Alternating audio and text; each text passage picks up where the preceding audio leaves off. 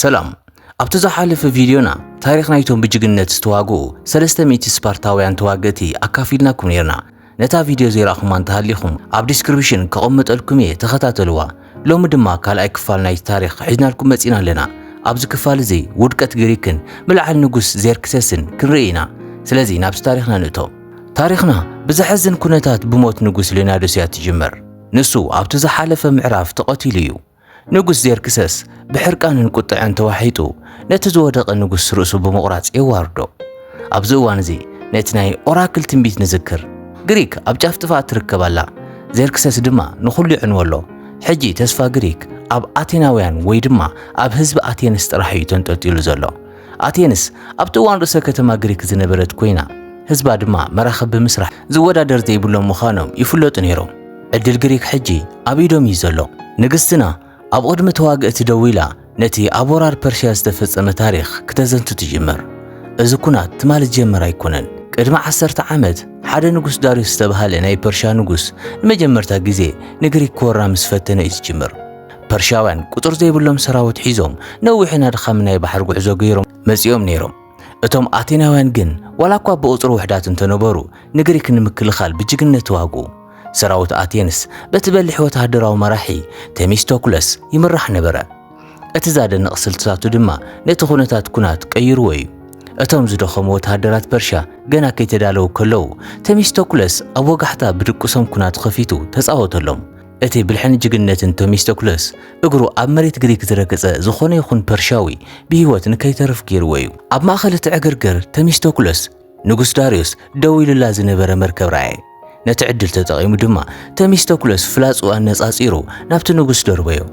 ወዲ ንጉስ ዳርዮስ ዝኾነ ዜርክሰስ ድማ ናብኡ ንምድሓን ዋላ እኳ እንተፈተነ ኮይኑ ግን ግዜ ሓሊፉ ነበረ። እቲ ፍላጻ ንልቢ ዳርዮስ ሰንጢቑ ሓሊፉ እዩ። ሽዑ ድማ ዝናብ ኣብቲ ዓውደ ኩናት ክወቅዕ ጀመረ። ኣብ ውሽጢ እቲ መንእሰይ ዜርክሰስ ግን ዝተፈለየ ሓዊ ተወልዐ። ሓዊ ሕርቃንን ሕነ ምፍዳይን እዩ።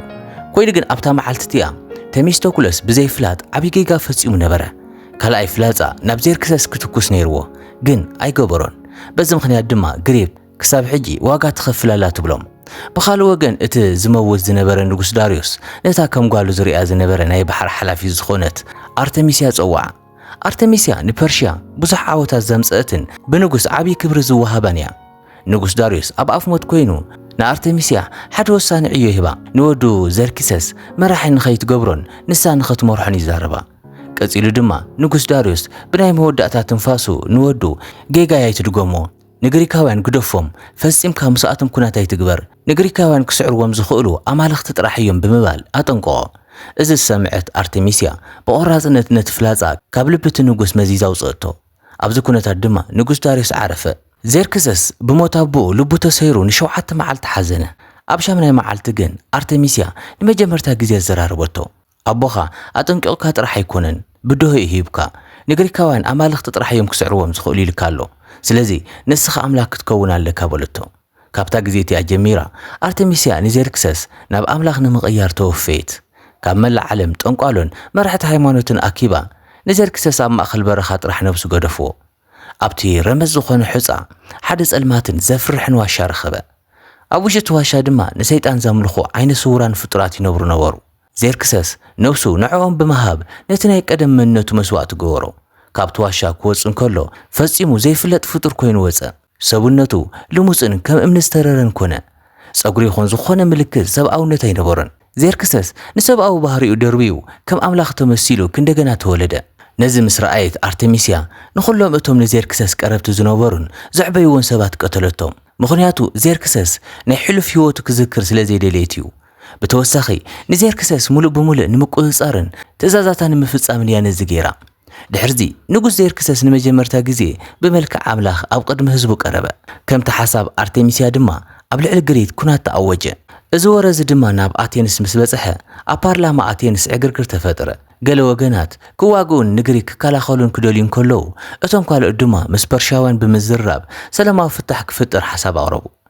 ኣብ ማእኸል እዚ ዕግርግር ቴሚስቶክለስ መጺኡ ንኹሉ ሰብ ኣደባ ትሕዞ። ኣብ ፓርላማ ዘይኮነስ ኣብ ዓውደ ኩናት ክንዋጋ ኣለና። ዜርክሰስ ሕጂ ከም ጨካን ተኹላ ኣብ ቅድሚ ግሪክ ደው ኢሉ ኣሎ። ምስኡ ዝርርብ ኣየዋፅን እዩ። ንሱ ሕነ ሞት ኣቦኡ ክፈድን ንግሪክ ክወርርን ይመፂ ዘሎ። ንኹለን ሃገራትና ማለት እውን አርጎስ፣ ኮሪንስ፣ ሜጋራ፣ አቴንስ ከምኡውን ስፓርታ ሓቢርና ክንገጥም ኣለና በሎም። ሓደ ካብቶም ኣባላት ድማ ካብ ስፓርታውያን ሓገዝ ሓቲትካዶ ብዘይ ንሳቶም ክንዕወት ኣይንኽእልን ኢና ኢሉ ሓተቶ። ስለዚ ቴሚስቶክሎስ ሓገዝ ንምሕታት ናብ ስፓርታ ምርሐ። ብኻልእ ወገን ዜርክሰስ ንመልእኽተኛው ናብ ንጉስ ሊዮናዶስ ምስ ለኣኾ ሊዮናዶስ ነቲ መልእኽተኛ ናብ ዒላ ብምድር ባይ ከም ዝቆተሎ ንዝክር ኢና። ዜርክሰስ ንኹናት ክዳሎ እንከሎ ኣርቴሚስያ ድማ መልእኽተኛ ካይተመለሰን ንጉስ ሊዮናዶስ ነቲ ጻውዒትካ ዘይተቐበሎ ይመስል ወለቶ። ዜርክሰስ ድማ ጸገም የለን መራኽብና ናብ ገምገም ግሪክ ምስ በጽሓ ነቲ ናይ ምድሪ ኩናት ባዕለይ ክመርሖ እየ ንሞት ኣቦይ ከም ዘይረሳዕኮ ከርእዮም የበለ። ቴሚስቶክሎስ ሓገዝ ንምሕታት ኣብ ስፓርታ በጽሐ። ኣብኡ ድማ ኒዶልዮስ ረኸቦ። ንሱ ነቶም ምስ ሊዮናዶስ ኮይኖም ክስውኡ ዝተዳለዉ 300 ተዋግእቲ የሰልጥን ነበረ። ቴሚስቶክሎስ ነታ ንግስቲ ረኺቡ ናይ ኩናት መራኽብ ንክህብዎ ለመና። ስፓርታውያን እንተሓጊዞምና ንፐርሻውያን ምስዓር ቀሊል ክኸውን ኢሉ ቃል ኣተወላ። እታ ንግስቲ ግን ንጉስ ሊዮናዶስ ብዛዕባ እቲ ኩናት ንኦራክል ከማኽር ከይደሎ ንሕና ኣብ ኩናት ክንሕወስ ንኽእል እቶም ኦራክል እንተፈቒዶምና ጥራሕ እዩ ኢላ መለሰትሉ። ቴሚስቶክሎስ ተስፋ ብምቑራጽ ናብ ዓዱ ተመለሰ። ኣብ መንጎ እዚ ሓደ ግሪካዊ ናይ ኩናት ምርኮኛ ኣብ ቅድሚ ኣርቴሚስያ ቀረበ። እቲ እሱር ንስኻትኩም ፈራሓት ኢኹም ብግሪካዊ ሰበይቲ ኢኹም ትምርሑ ዘለኹም ኢሉ ጨርሐ። ኣብዚ እዋን እዩ ነይሩ ኣርቴሚስያ ኣብ ግሪክ ከም ዝተወለደት ኮይኑ ግን ብሰንኪ ዘስካሕክሕ ፍጻመታት ናብ ፐርሻ ክትሃድም ከም ዝተገደደት ንርዳእ። ቂም ሒዛ ስለ ዘላ ሕጂ ጥፍኣት ግሪክ ጥራሕ እያ ትደሊ። ኣርቴሚስያ ሽዑ ነቲ እሱር ቀተለቶ። ብድሕሪኡ ንጉስ ሊዮናዶስ ምስ 300 ወታደራት ጥራሕ ሒዙ ናብ ኩናት ከም ዝመጸ ፈለጠት። ስፓርታውያን ስለ ዘየለው ሓይሊ ግሪክ ስለ ዝደኸመ ንባሕሪ ምቁፅጻር ቀሊል ከም ዝኸውን ኣመነት። ኣብ ሓንቲ ካብ መራኽብ ፐርሽያ ሓደ ናይ ኣቴንስ ሰላይ ኣትዩ ነበረ። ኣርቴሚስያ ድማ ስለ ዝጠርጠረቶ ነቲ ሰላይ ሒዛ ኣሰረቶ።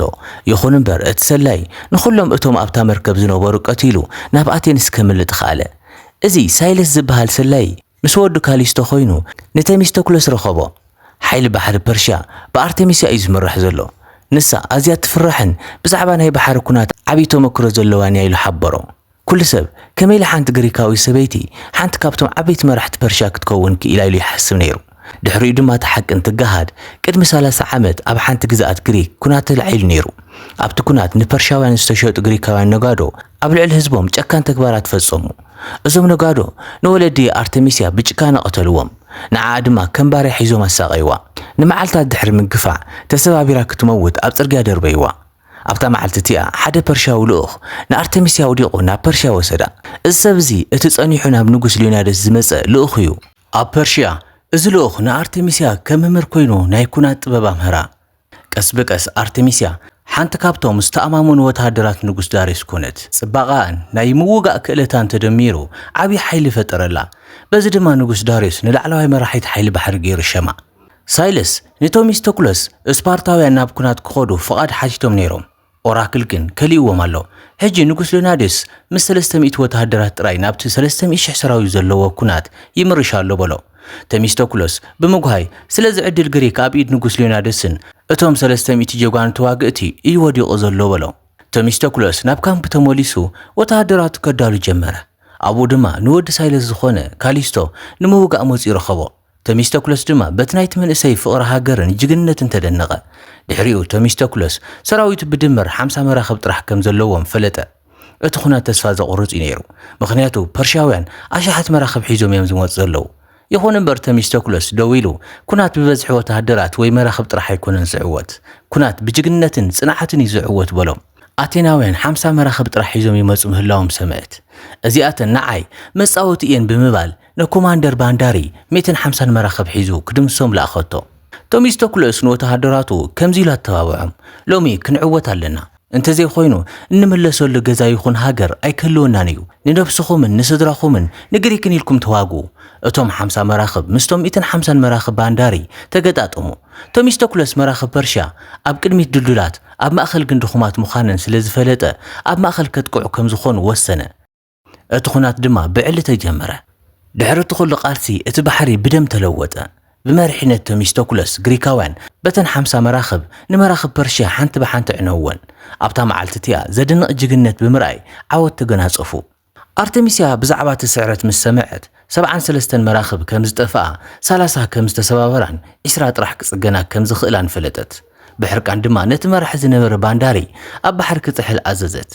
نزقصل معالتي نجنرال كاساني حلفنت هابوتو تميستوكلوس نوتهادراتو صباح أرتميسيا بعزف حيلك تمزيامو تدالو إلى تنقوم أبتخلينا يوقع معالت دما جنرال كاساني مسكلة تمئيت مراخب مزا إذا أوانزي تميستوكلوس ندحريت كملس كم زدلي يمسلة إزي مسأودي أينيرو جنرال كاساني دما تتاليلو مراخبون هبتقام قم بحراس أقعن إذا كن مسأودي تميستوكلوس كم زخونة أيفلت جنرال كاساني بسنك تقم دما كاساني مراخبون هبتعبي تخاوح استخبب بتأتون بزحات مراخب مستما خاوح تقاجين تسبابرا وتهدرات تميستوكلوس دما كابتما خاوح بمزلال نو تهدرات برشا جفجفوهم أبزخونات زي سايلس نودو كاليستو أبتوق رخبمو ودو كم زمز أمسرائي سنبير نبرا أب مودة أتاقن غريكاوين نجرال كاسانيك أتيلوم كالا عاود تقوناز أفو أبتا تقص الليتي تميستوكلوس نسايلس بودو خاي تحرق نحنا ونابز عد مزين دهالنا نواقع نيرناينا سايلس دما نزم السمع بودو بتعم تحبنا دحريقن حادم الأختنيا مزيو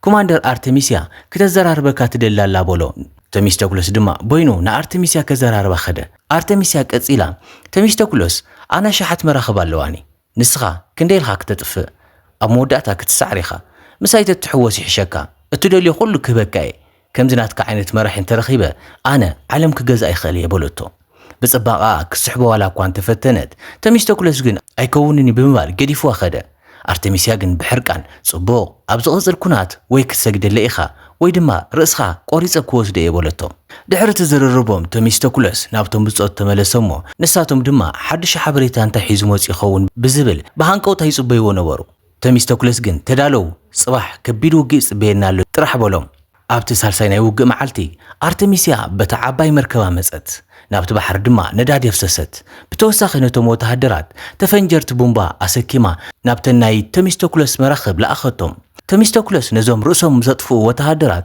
بفلاصة كوكو عززة أبت عقرقر سايلس بفلاصة توقي ودغة أب موت كوين دما نودو كساب مودعتا تواقع ودي بولو أرتميسيا نتبحر بحوق أصلتو تميستوكلوس كن ببلحي نتا زيت زحزت مركب بمفنجار عنوا يكون بر حدا كابتمات فيهم زطفو وتهدرات ناب مركب تميستوكلوس ديبه أرتميسيا بفلاصة جيرانت تفنجار مسوقعتو مركب تميستوكلوس تفنجرت أرتميسيا تميستوكلوس زموتو مسيلوا عو بموال عوتا بسرت تميستوكلوس كن ببصايدو حين نبره تميستوكلوس دما قصيلو قدم 10 عامت نزيركسس قتيلو ينتزنبر نيره إذا خلو قبل علينا زصم زلو نجر أي متفصمن نيري لحسبه سايلس دما قصيلو صباح بعصف حيلك تمسال لك بزايي إلو عرفه بوغن مدري نقول ليونادسن اتوم سلستم إيجي سبارتاوان بسنكي كدع إفيالتس تسوي أميوم زيركسس إفيالتس سيف نقول ليونادس هيبو نابعاتين سلاخو نزسيف زي أرئيوم اتوم زحلوهم زنوبور سبارتاوان كم زطفو نقرم آتينس كدم سايمتس كم زلخو دما أفلوتهم يخيبلو تميستوكلوس ناب آتينس مستملسة نإفيالتس سيف ليونادس حجرو خبو تميستوكلوس ولا كواك قتلون تدليه نز قدس سيف بدم كدع عيلو خويني بمبال قديفو خده كاسيلو نإفيالتس دما نزير كسس نقرو موت نقوس لينادوس ودقوتو كم زك ألاطفون غريكاوان حبيرنا كنقوتمو كم زخونا نقر رأي خايلو لأخو تميستوكلوس ناب سبارتا بمخاد ننقس تقورقو ناي نقوس لينادوس سيف هيبو حقز لمنا نقس تقورقو جن نقوسنا كلتا ميتوات هادراتنا نسينا اينا كابزن لعل واقا كنكفلين خيلين سبارتا اي كتحقزوكم يا بولتو نخلن كتماتات غريك انداك أصل مسأ حجي آتين استراحة تريفا زلا أرتميسيان زيركسسن غريك مرحة سلزي بالله كمستس عرتي حاسبو نورو إفيالتس غرموزيو غريك تحبر الله تميستوكلوس يمرحم الله مسبولهم أرتميسيا سنبرت نسا تميستوكلوس كم زموتا يتحسب نيرا بحركان أب حركة قدم وسنت زيركسس جن أمدرينا نقدم انت بلا نساقن بحركان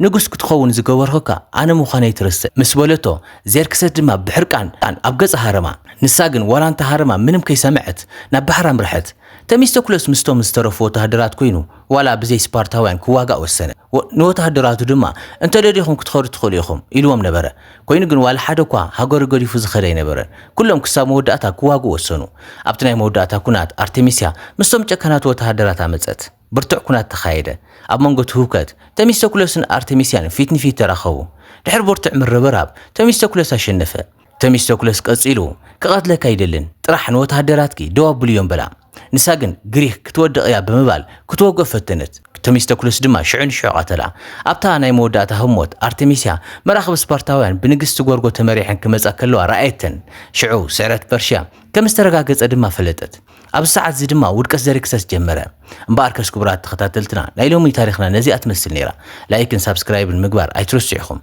ክሳብ ብኻሊእ ፊልም ረኸብ ድማ ሰናይ ቅነ